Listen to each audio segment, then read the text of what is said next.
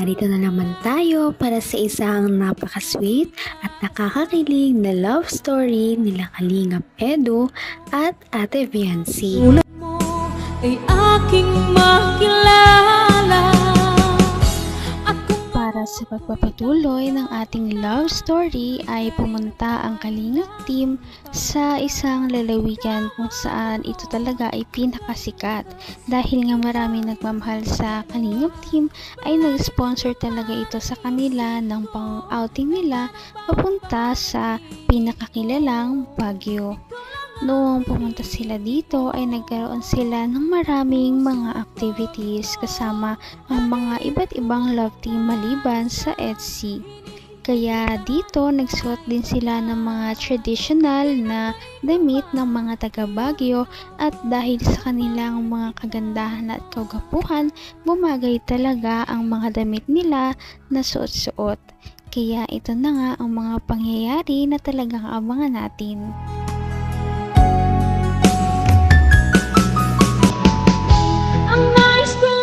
Yan, oh, ayos, ayos. 1, 2, ready. 1. Lang, ayos, ayos. 1, 2, 3. Bora yung nanalo to.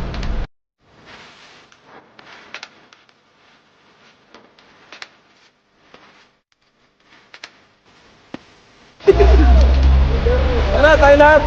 Ay, meron tayo ganito. Lebitang ni Kuya Jens! Kuya Jens! Kuya Jens! Kuya Jens!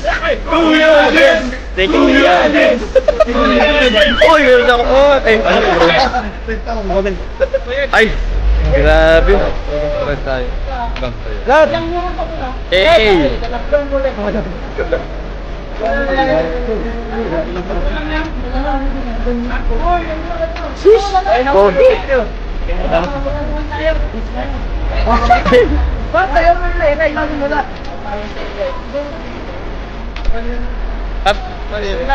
Hey.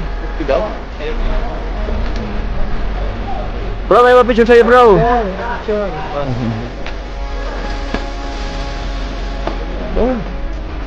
Saan po sa Bicol? Hey! Ay, sa ating bayan, mga kabayan!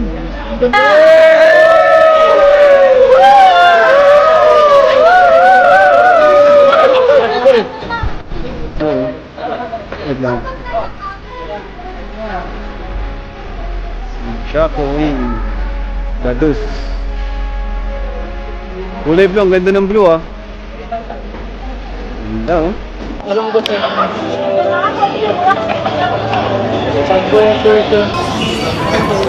Ganda dito.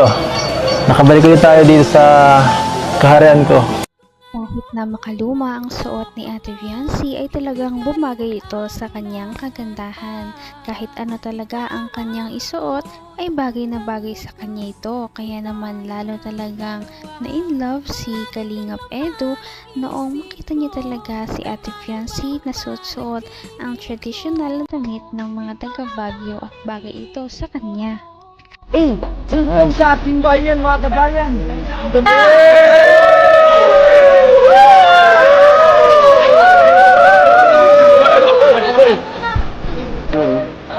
Wait lang.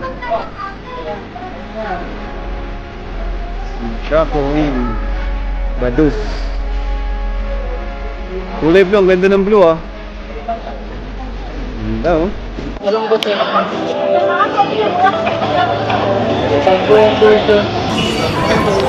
Ganda dito. Nakabalik ulit tayo dito sa kaharian ko. Welcome back. Hindi ko pinasunaan makakabalik tayo dito. Same. Dati, iba eh. Iba no? Wala pa tayong ganito. Mas maganda yung ngayon. Mas maganda to, partner. Welcome.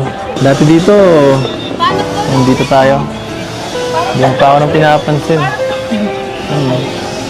Wala pang tayo nun, EDSI. Wala pang EDSI.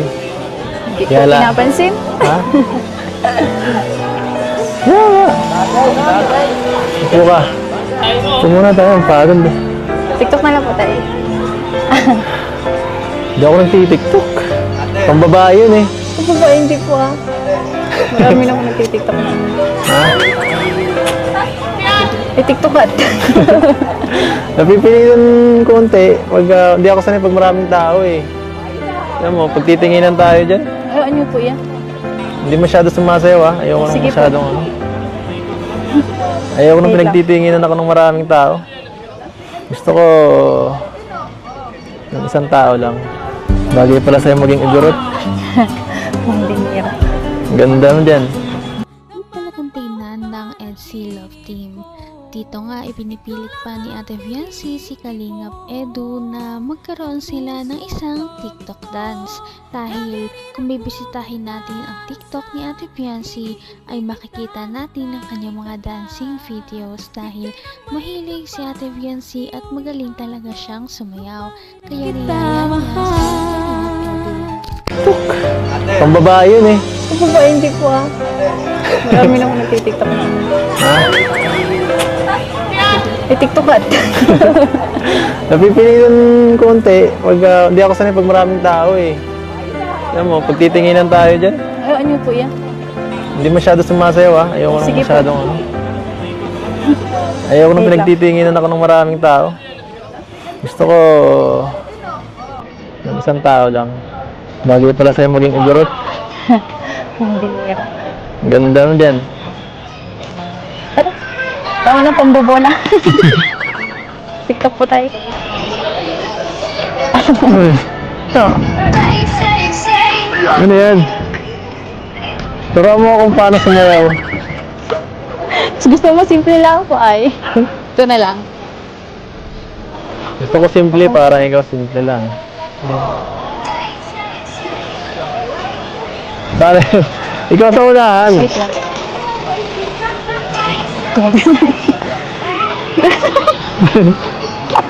Ano? Ganun. Ganun? Ganun lang.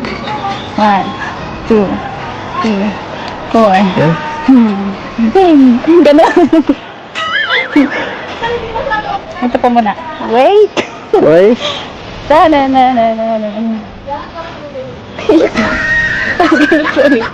Tapos 1, 2, 3, 4, 1.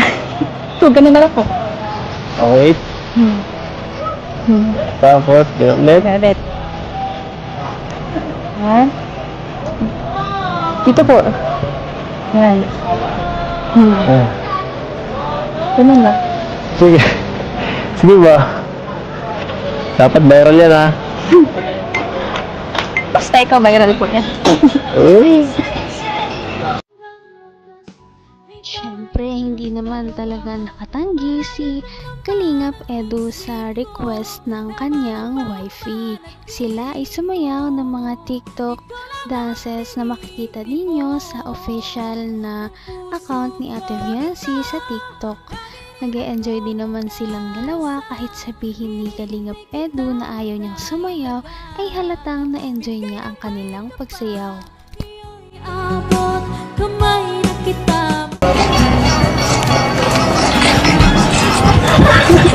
Ang gulo na. Ang gulo.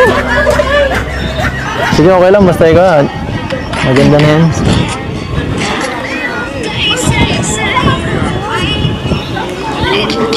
Ano? Ano? Lamig dito, grabe. Ay, sorry po. Yung jacket niyo po kasi andun sa... Ha? Yung jacket.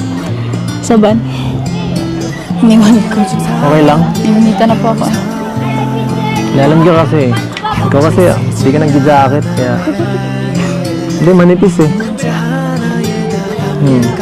Tapos naka-crop top ka pa.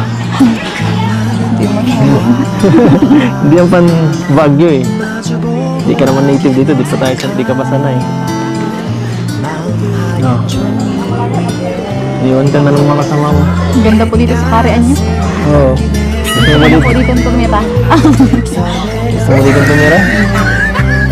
Joke lang. Gusto ko pa rin po sa bahay. Sa bahay? Sa kila mama. Malay mo. Miss ko na. Hindi mo dito ka. Pagkano mo? May gusto ko pang puntahan? Nalibot mo na to? Hindi po. Hindi pa? Pero naano ko muna po ba ito nung una? Ayaw nga, no? Nilibot na po namin nila, nila Melka po. Sayang wala. Kaya nga po, sayang wala sila ng po. Kasi po. Saya ka? Bakit? Nakabalik po ulit dito. Nakasama po ulit. Nakasama ulit tayo sa Tapos birthday.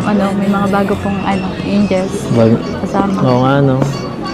Sinong pinakaya mo sa kanila? Wala po. Bigay ng may kapal. Hindi talaga makakalimutan ng EDSI Love Team ang pagpunta nila sa Baguio dahil sobrang memorable nito at marami pa nga silang mga ginawa na makikita din ninyo sa aming mga susunod na video. Sana ay marami pang mapuntahan ng EDSI Love Team dahil nakakatuwa silang panoorin.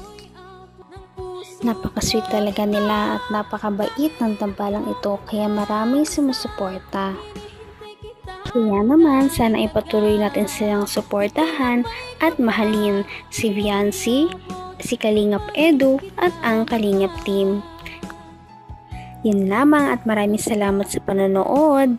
Abangan natin kung magkakatuluyan ba talaga si Kalingap Edu at Viancy. Hanggang sa muli. Bye! Ngayon'y abot